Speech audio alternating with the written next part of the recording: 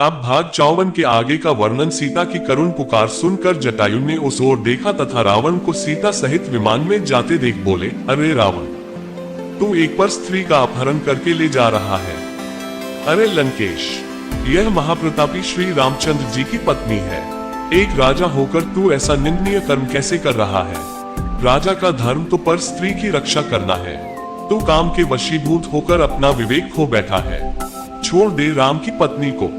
हे रावण, मेरे समक्ष तू सीता को नहीं ले जा सकता। प्राण रहते तक मैं सीता की रक्षा करूंगा। कह, मैं अभी आता हूँ तुझसे युद्ध करने।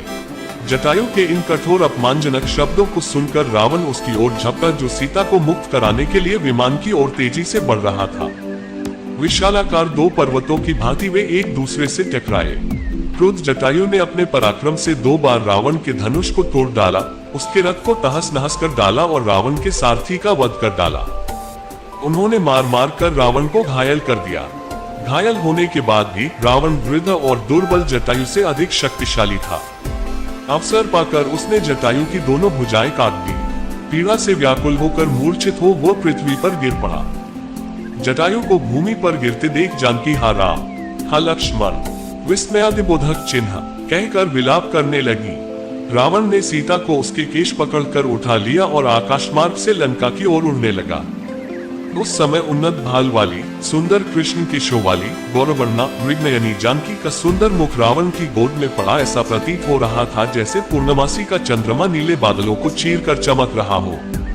सीता का क्रंदन सुनकर वन के सिंह, बाघ, मृग आदि रावण से कुपित होकर उसके विमान के नीचे उसके पीछे पीछे दौड़ने लगे।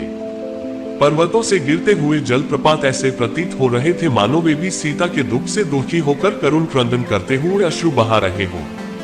श्वेत बादल से आच्छादित सूर्य भी ऐसा प्रतीत हो रहा था जैसे अपनी कुलवधू की दुर्दशा देखकर उसका मुख श्रीहीन हो गया हो। सब सीता के दुख से दुखी हो रहे थे। दुष्ट रावण से मुक्ति का कोई उपाय न देखकर सीता दीनता पूर्वक परमात्मा से प्रार्थना करने लगी, हे परमपिता परमात्मा, हे प्रभु, मेरी रक्षा करो, रक्षा करो। हे सर्वशक्तिमान, इस समय मेरी रक्षा करने वाला तुम्हारे अतिरिक्त और कोई नहीं है। हे दया में, मेरे सतीत्व की रक्षा करने वाले केवल तुम ही हो। मार्ग में सीता ने नीचे एक पर्वत पर 5 वानरों को बैठे देखा। उनको देखकर सीता ने ये सोचकर कि शायद ये राम को मेरा समाचार बता सके, अपने सुनहरे रंग की रेशमी चादर में वस्त्र आभूषण बांधकर उसे उन वानरों के बीच गिरा दिया। तीव्र गति से उड़ने में व्यस्त रावण को सीता के इस कार्य का बोध नहीं हो पाया।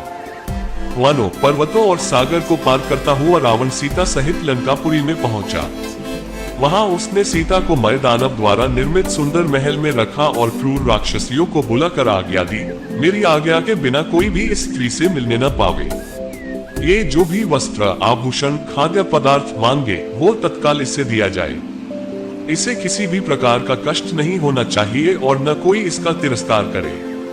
अवज्ञा करने वालों को दंड मिलेगा। इस प्रकार राक्षसनियों को आदेश देकर अपने महल में पहुंचा। वहां उसने अपने 8 शूरवीर सेनापतियों को बुलाकर आज्ञा दी, तुम लोग जाकर दंडक वन में रहो। हमारे जनस्थान को राम लक्ष्मण नामक 2 तपस्वियों ने उजाड़ दिया है। तुम वहां रहकर उनकी गतिविधियों पर दृष्टि रखो और उनकी सूचना मुझे यथाशीघ्र देते रहो। अवसर पाकर उन दोनों की हत्या कर डालो। मैं तुम्हारे पराक्रम से भली भांति परिचित हूँ, इसलिए उन्हें मारने का दायित्व तुम्हें सौंप रहा हूँ। उन्हें इस प्रकार आदेश देकर वह कामी राक्षस वासना से पीड़ित होकर सीता से मिलने के लिए चल पड़ा। इसके आगे का वर्णन अगले भाग में। रामायण के सभी भाग सुनने के लिए हमारे चैनल को सब्सक्राइब करें।